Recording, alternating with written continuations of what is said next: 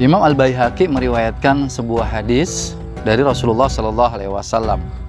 Qala Rasulullah sallallahu alaihi wasallam, la yuftiru man qa'a wala man ihtalama. Sesungguhnya nggak usah berbuka, tidak usah batalkan puasanya saat engkau mendapatkan dua kondisi. Yang pertama, muntah, dan yang kedua adalah saat mimpi basah. Hadis ini senada dengan apa yang disampaikan oleh Ibunda Aisyah radhiyallahu anha saat ada seseorang laki-laki menceritakan kondisinya saat puasa di pagi hari dia mendapati junuban. Maka bertanya kepada Rasulullah sallallahu alaihi wasallam.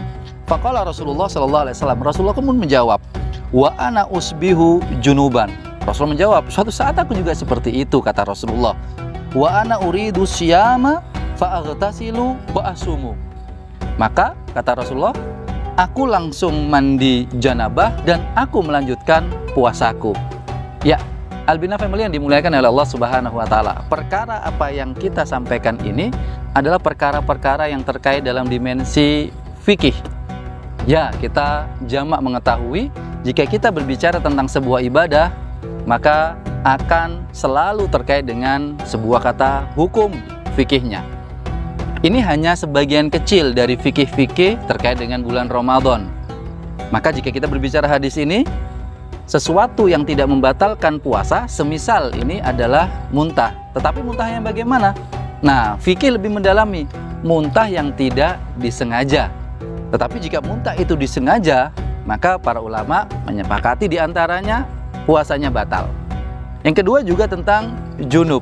Junub yang seperti apa ini? Ihtilam yang dimaksud di sini adalah junub yang tersebabkan secara otomatis, mimpi basah dari Allah, bukan yang kemudian kita lakukan secara sendiri atau dalam tanda kutip secara manual.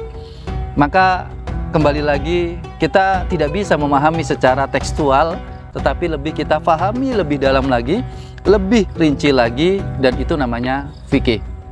Yuk, di bulan Ramadan kita tidak hanya berbicara tentang amalan-amal ibadah yang kita lakukan, tidak hanya kita berbicara Al-Quran yang kita baca, tetapi kita lebih dalam lagi.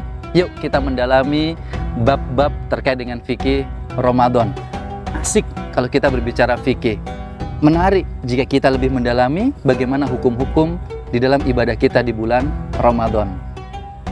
Albina Family, semangatkan diri kita untuk mendalami sebuah ilmu, sebuah fikih di dalam urusan-urusan ibadah Ramadan ini di momentum Ramadan.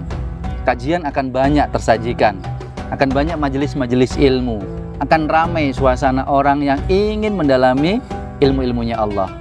Maka nikmati ibadah bulan Ramadan dengan sebuah pemahaman ilmu yang mendalam.